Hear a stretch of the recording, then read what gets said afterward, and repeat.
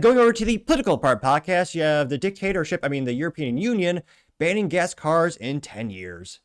Yet another reason why politics matter, because they want to steal our rights.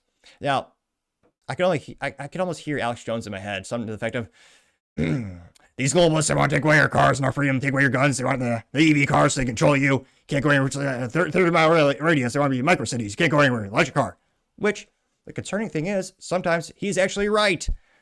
And he seems to be a genuine nice guy from folks I hear. Now, this comes from Motor1.com, in which they say, quote, I added that, European Union reaffirms the 2035 ban on new gas cars.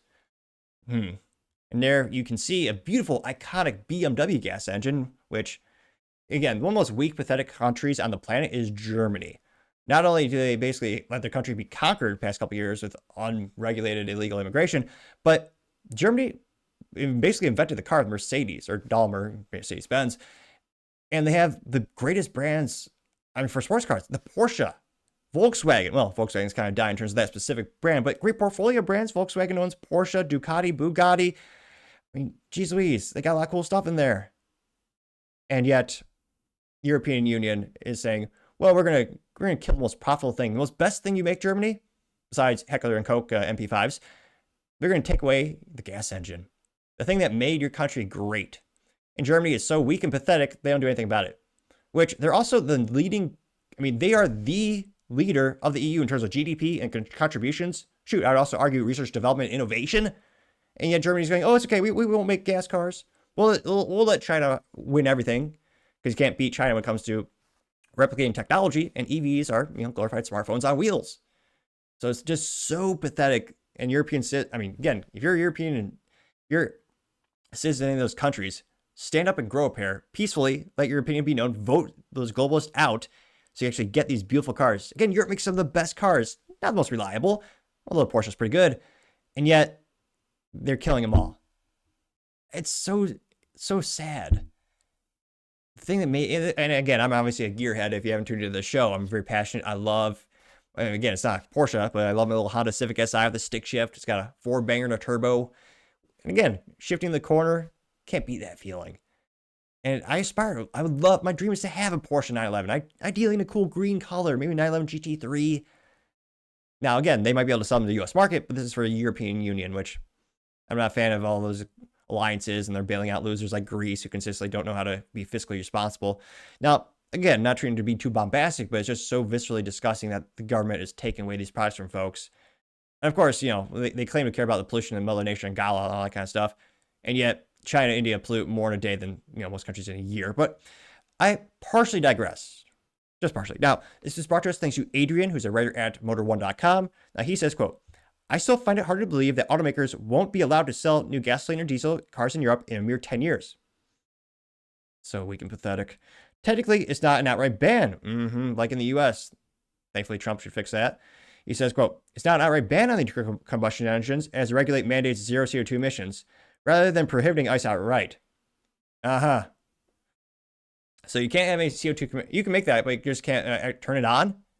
Again, this is why a lot of people are wondering why you make so many EVs in the United States. There's consumer demand, don't get me wrong, but it's a de facto ban on gas engines. When Harris administration were in office, not only did they have the EPA for fuel, mandates, so you had a fleet average for fuel economy, mile per gallon, aka, I guess in the European they call it kilowatt per mile or kilometer, whatever they call it over there. America, we use cool terms and real measurements. I partially digress, but you also had emissions averages as well. It was at a point where Ford was almost fined $1.9 billion because they didn't make enough EVs to offset the good things, the profitable things they make, like the Mustang and the Ford F-150 and 250 and 350 and 450, all the F-150s. So they have all these things. So it's not a ban technically, but it's a de facto ban. And they're doing the same crap in Europe too.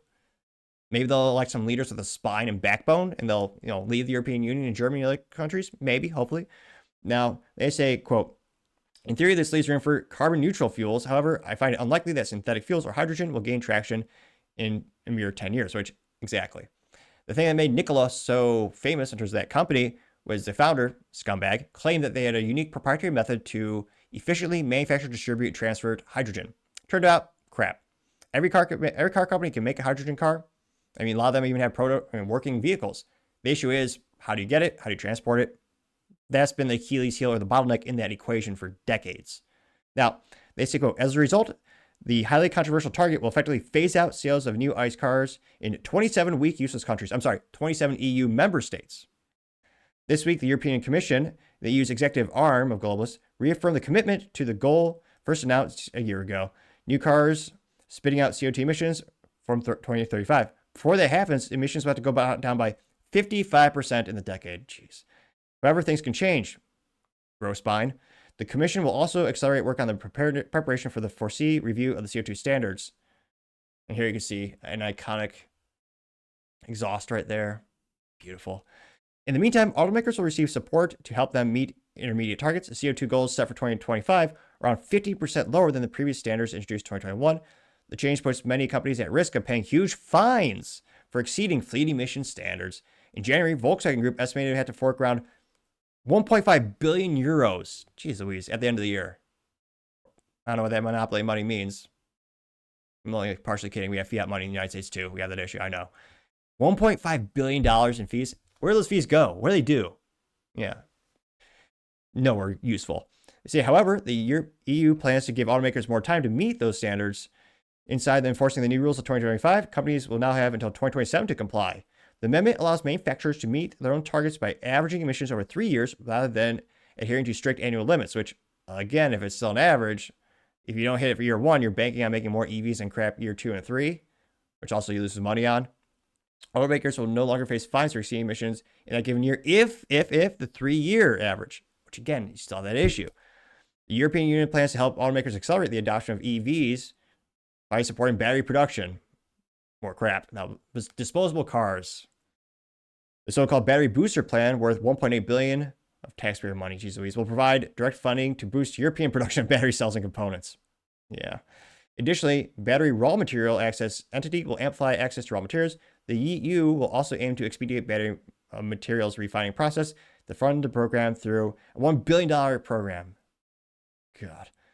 But what about us, the customers? The EU pledges to roll out more incentives and social leasing schemes for new and used electric vehicles. Automakers are also trying to lure in more buyers by launching cheap EVs, such as the Citroën C3 or the Volkswagen ID.1 and the Renault Twingo.